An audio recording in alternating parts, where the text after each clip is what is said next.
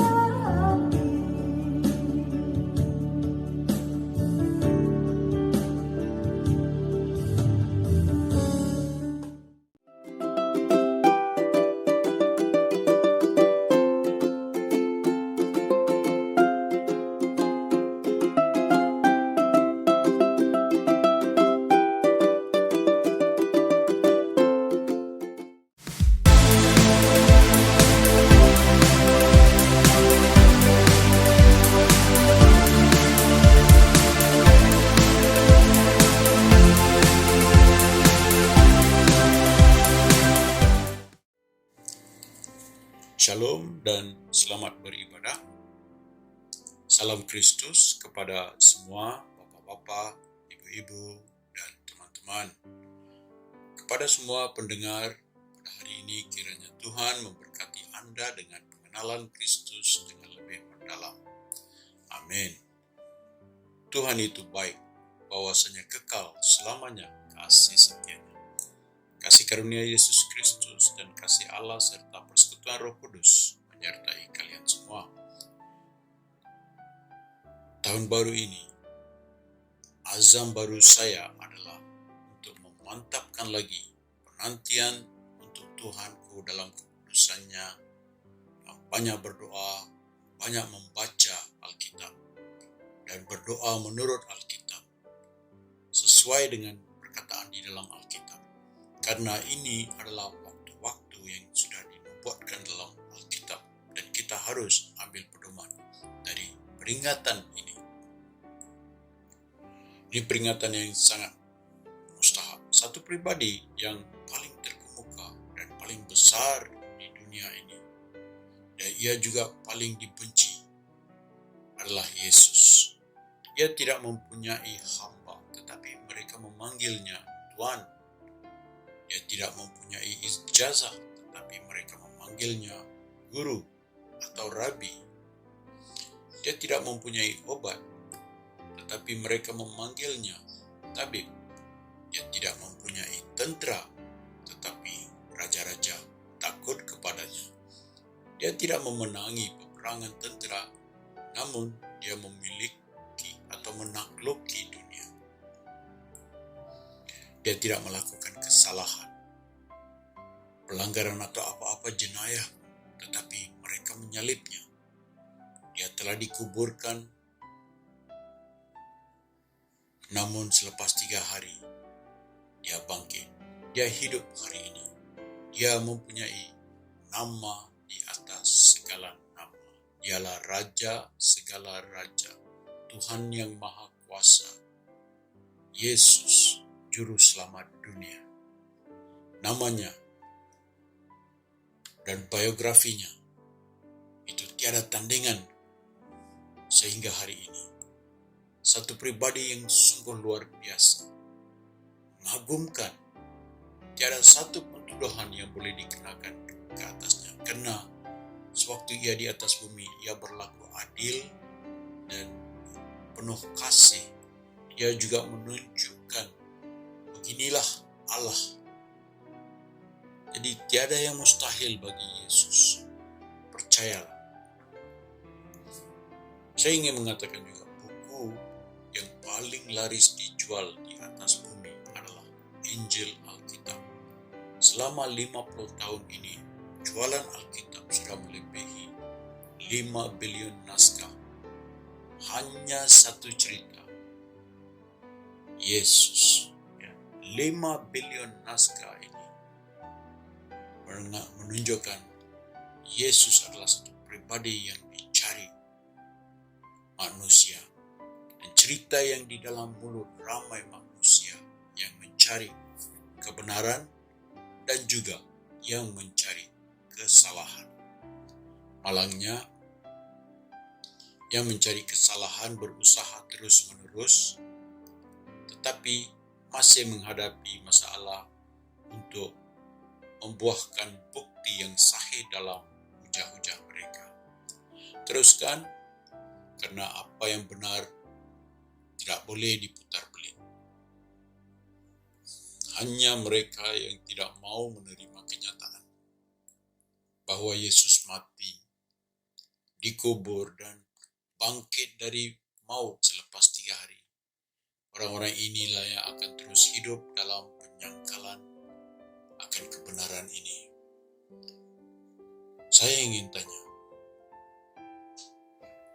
apakah engkau ingin melihat Yesus? Apakah engkau ingin tinggal bersama Yesus?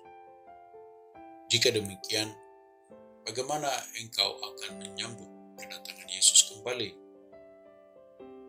Sudahkah engkau siap sepenuhnya?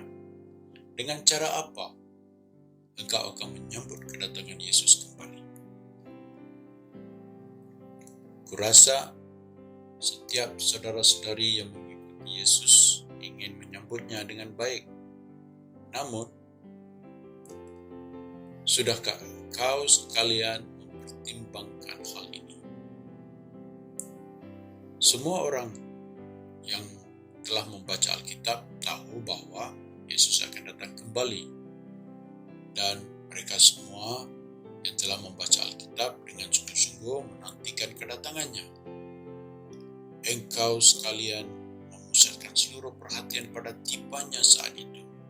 Dan ketulusanmu patut dipuji, imanmu patut ditiru.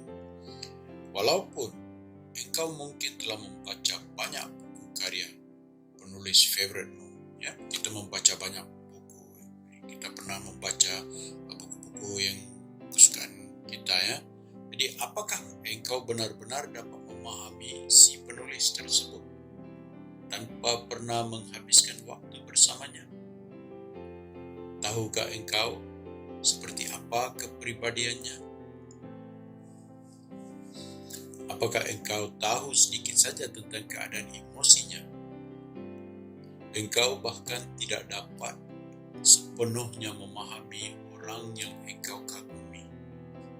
Jadi bagaimana mungkin engkau bisa memahami Yesus Kristus? Segala sesuatu yang engkau pahami tentang Yesus penuh dengan imajinasi sahaja dan tidak mengandung kebenaran atau kebenaran yang sepenuhnya ataupun kenyataan yang mencukupi. Ianya berbau busuk dan penuh dengan kedagingan di hadirat Tuhan. Bagaimana mungkin pemahaman seperti itu dapat membuatmu memenuhi syarat untuk menyambut kedatangan Yesus kembali? Yesus tidak akan menerima orang-orang yang penuh dengan khayalan dan kedagingan. Bagaimana mungkin orang-orang yang tidak memahami Yesus pantas menjadi orang yang percaya kepadanya? Ya saudara-saudara, Yesuslah kekasih yang tidak menolak orang yang berdosa. Karena itulah sebabnya ia datang kali pertama. Biar apapun keadaan engkau sekarang, Yesus mengasihimu dan mau menjangkau, karena engkau akan binasa dalam dosa kalau pengampunan sebesar ini dilepaskan. Esok tidak ada kepastian. Jaminan hidup hanya hari ini saja. Ya. Hari ini Tuhan memanggil engkau. Keluarlah dari duniawi, ya anakku, yang mencengkam engkau, manusia yang memeras engkau. Datanglah kepada Yesus. Usah takut, dia tidak akan melepas tangan. Tuhan itu baik. Ia kenal mereka yang percaya kepadanya. Dialah tempat perlindungan. Datanglah kepada Yesus. Hanya mereka yang percaya dan memberi hidup mereka sepenuhnya ke dalam tangan Yesus, seperti tanah liat yang dibentuk menurut kehendak pengukir. Mereka lah yang akan merasakan dan mengecap Tuhan itu baik. Hubungan yang intim bersama karyawan hidup kita. Allah telah melayakkan kamu untuk mendapat bagian dalam apa yang ditentukan untuk orang-orang kudus di dalam kerajaan terang. Ia telah melepaskan kita dari kuasa kegelapan dan memindahkan kita ke dalam kerajaan anaknya yang kekasih. Di dalam dia kita memiliki penebusan kita, yaitu pengampunan dosa. Jadi Tuhan memberi kita peringatan. Pertama, peringatan akan tipu daya. Kedua, peringatan untuk berwaspada. Ketiga, peringatan tentang cara hidup. Dan yang keempat, peringatan akan kebaikannya. Peringatan apakah yang diberikan oleh Kristus sehingga kita tidak akan terpedaya mengenai kedatangannya? Yang kedua, Matius pasal 24 ayat 23 hingga 26. Pada waktu itu juga orang berkata kepada kamu, lihat, Mesias ada di sini, atau Mesias ada di sana. Jangan kamu percaya sebab Mesias palsu dan nabi-nabi palsu akan muncul dan mereka akan mengadakan tanda-tanda yang dahsyat dan mujizat sehingga sekiranya mungkin mereka menyesatkan orang-orang pilihan juga. Camkanlah, aku sudah mengatakannya terlebih dahulu kepadamu. Jadi apabila orang berkata kepadamu, lihat ia ada di padang gurun, janganlah kamu pergi ke situ. Atau lihat ia ada di dalam bilik, janganlah kamu percaya. Yesuslah kebenaran, maka ia akan menjaga mereka yang berjalan dalam kebenaran. Sebab itulah semua hamba Tuhan, semua yang dikenali Tuhan, semua yang percaya kepada Tuhan Yesus harus selalu membuka mata mereka kepada kebenaran. Sekiranya kita terlalu gairah dengan segala keseronokan duniawi, kegairahan yang ada di sekeliling kita di dalam sosial media, kita mungkin akan terlepas peluang ini. Ini harus ditetapkan di dalam hati sebagai peringatan untuk keselamatan kita. Berapa banyak orangkah yang akan melihat kedatangan Yesus? Wahyu pasal 1 ayat 7 yang berbunyi begini, lihatlah, ia datang dengan awan-awan dan setiap mata akan melihat dia. Juga mereka yang telah menikam dia dan semua bangsa di bumi akan meratapi dia. Ya, amin. Pada hari itu, mereka yang menyalibnya, mereka yang telah menikam dia, mencambuk dan meludahinya, dan yang menyangkalnya, yang menafikannya akan melihat Yesus kembali dalam kemuliaan Bapanya. Masa itu sudah terlambat untuk pertobatan karena pintu pertobatan sudah ditutup. Oleh itu bertobatlah sewaktu masih ada peluang. Peringatan apakah yang diberikan oleh Kristus sehingga kita tidak merasa terkejut saat kejadian sebesar ini? Lukas pasal 21 ayat 34 hingga 36 yang berbunyi begini, jagalah dirimu supaya hatimu jangan syarat oleh pesta pora dan kemabukan serta kepentingan-kepentingan duniawi, dan supaya hari Tuhan jangan dengan tiba-tiba jatuh ke atas dirimu supaya seperti suatu jerat, sebab ia akan menimpa semua penduduk bumi ini. Berjaga-jagalah senantiasa sambil berdoa, supaya kamu beroleh kekuatan untuk luput dari semua yang akan terjadi itu, dan supaya kamu tahan berdiri di hadapan Anak Manusia. Hari ini kita tidak ada kekurangan langsung dengan semua gambaran yang ditunjukkan itu. Gambaran yang diberi Tuhan Yesus tentang masa depan, inilah waktu itu, inilah masa depan itu. Berbagai akidah sesat yang sudah keluar untuk menyesatkan umat manusia, supaya manusia tidak menemui jalan yang ditunjukkan Tuhan. Yesuslah jalan, kebenaran, dan hidup. Dan tiada siapa dapat pergi kepada Bapanya kalau bukan melalui Yesus. Inilah keyakinan yang diberi di dalam firman Tuhan. Allah bukanlah manusia sehingga ia berdusta, bukan anak manusia sehingga ia menyesal. Ya saudara-saudara, Tuhan itu bukan Allah itu bukan manusia. Jadi ia tidak akan berdusta karena manusia itu selalu berubah. Ya, manusia menyesal bila ia sudah berdusta, tetapi Allah tidak, asalkan ia berfirman dan tidak melakukannya, atau berbicara dan tidak menepatinya, pasti Yesus kembali. Ya saudara-saudara yang dikasihi Tuhan, masa sudah dekat, bersiap sedialah. Di saat menunggu kedatangan Yesus, bagaimanakah kita harus hidup? Titus pasal 2 ayat 11 hingga 14. Karena kasih karunia Allah yang menyelamatkan semua manusia sudah nyata. Ia mendidik kita supaya kita meninggalkan kefasikan dan keinginan duniawi, dan supaya kita hidup bijaksana, adil, dan beribadah di dalam dunia sekarang ini dengan menantikan penggenapan, pengharapan kita yang penuh bahagia, dan penyataan kemuliaan Allah yang maha besar dan juru selamat kita, Yesus Kristus, yang telah menyerahkan dirinya bagi kita untuk membebaskan kita dari segala kejahatan dan untuk menguduskan bagi dirinya suatu umat kepunyaannya sendiri yang rajin berbuat baik. Siapa yang sanggup melakukan sesuatu yang baik untuk manusia diselamatkan? Sebab tidak mudah seseorang mau mati untuk orang benar. Tetapi mungkin untuk orang yang baik, ada juga orang yang mau mati atau berani mati, tetapi tidak sama dengan seorang yang mati untuk dosa manusia saja kan. Hanya Yesus yang melakukan. Dialah korban yang sempurna. Mengapa Yesus datang kembali?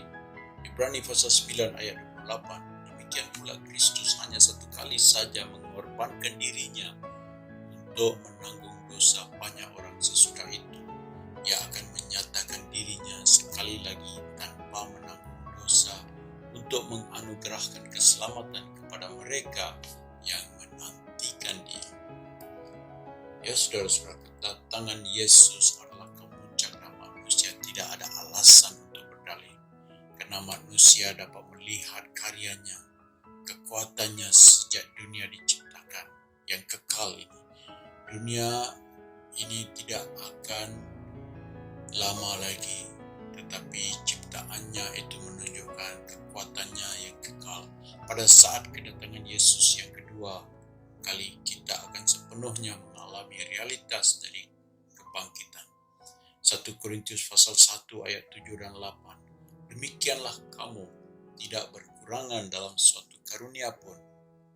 Sementara kamu menantikan penyataan Tuhan kita Yesus Kristus, Ia juga akan meneguhkan kamu sampai kepada kesudahannya, sehingga kamu tak bercacat pada hari Tuhan kita Yesus Kristus. Tuhan mengampuni segala dosa. Tiada satu pun yang Ia tidak boleh mengampuni.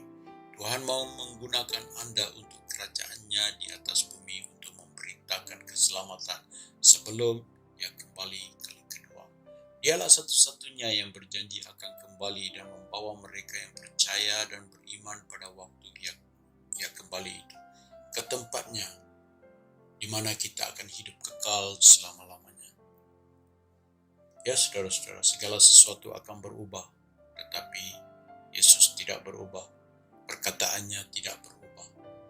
Saya mau mengungkapkan kembali 4 perkara yang kita bincangkan di sini sebelum Yesus kembali, yaitu peringatan akan tipu daya, peringatan untuk berwaspada, peringatan tentang cara hidup, peringatan akan kebaikannya. Kesemua 4 peringatan ini adalah mustahak dan kita perlu berpegang atau berusaha untuk menelitinya setiap hari. Saya mengundang sesiapa yang ingin menerima Yesus sebagai juru selamat pribadi mereka. Katakan bersama saya, Tuhan, terima kasih karena mengambil tempat saya dan saya percaya Kristus telah mati karena dosa-dosa saya, sesuai dengan kitab suci bahwa Ia telah dikuburkan dan bahwa Ia telah dibangkitkan pada hari yang ketiga sesuai dengan kitab suci. Yesus yang telah menebus saya dari kutukan, telah menyembuhkan sepenuhnya serta memberkati saya. Saya percaya dengan segenap hati dan mengatakan dengan mengeluarkan perkataan dari mulut saya, itu tanda saya percaya. Terima kasih karena mati untuk saya dan bangkit dari maut dan hidup bagi saya. Terima kasih Allah Bapa. Mari kita berdoa bersama-sama, kita satukan hati.